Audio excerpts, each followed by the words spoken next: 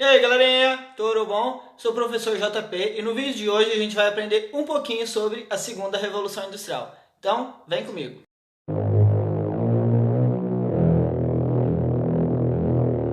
Bom, então a segunda revolução industrial, para a maior parte dos historiadores, ela tem início a partir da segunda metade do século XIX. É a partir de 1850, 1860 que os historiadores vão considerar que está acontecendo uma segunda revolução industrial.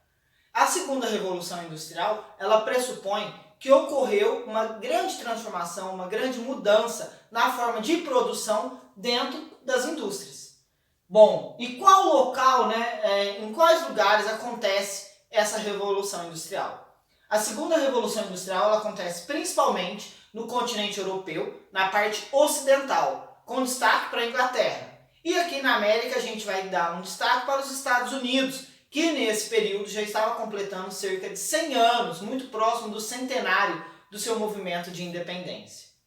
A segunda revolução industrial, as principais indústrias que ela atinge são as indústrias de eletrônica, de metalurgia, de química e automobilística, com destaque principalmente para a indústria automobilística. É nesse período que surgem duas formas de produção que vão ser destaque ao longo do século XX. A primeira é o Taylorismo, que foi criada pelo Frederick Taylor, um engenheiro mecânico lá dos Estados Unidos, que viveu entre 1856 e 1915. Ele morre, então, em plena Primeira Guerra Mundial. O Taylor ele vai falar em padronizar a forma de produção. Ou seja, você, funcionário, se você produz determinado produto, você vai ficar responsável constantemente, sempre, por aquela parte da produção. Temos também o Henry Ford. O Henry Ford ele vai falar em especializar. O Ford, que viveu entre 1862 e 1947, ele foi dono de uma empresa automobilística, que é a Ford, que existe até os dias de hoje. E o Ford, ao falar em especializar, ele tem inspiração no pensamento de Taylor, só que ele cria a linha de montagem. Então, se você tem que padronizar a produção e o funcionário tem que estar sempre produzindo aquele mesmo produto, você vai nessa linha de montagem especializar junto com padronizar essa montagem. Então, por exemplo, se você vai parafusar uma parte ali, você vai sempre parafusar aquela mesma parte. Você não vai precisar ter consciência do que você está produzindo, do que você vai chegar ao final, do que a sua linha de montagem vai produzir até o final. Você só precisa parafusar, fazer aquela parte da sua produção.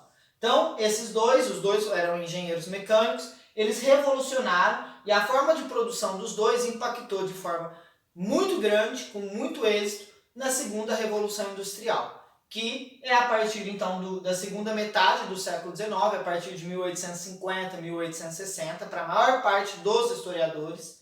Ela acontece principalmente com mais êxito nesse momento no continente europeu, na parte ocidental da Europa e também aqui nos Estados Unidos. Aqui na América a gente vai ter destaque para os Estados Unidos.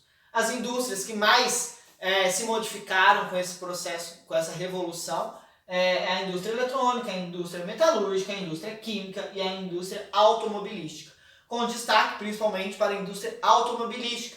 Dois exemplos: o Taylorismo, que foi feito pelo Frederick Taylor. Frederick Taylor era um engenheiro mecânico e ele falava em padronizar a forma de produção. Um outro exemplo, Henry Ford, que fundou a indústria automobilística Ford, que viveu até 1947, e ele tem inspirações no Taylorismo, só que além de padronizar, ele especializa essa mão de obra.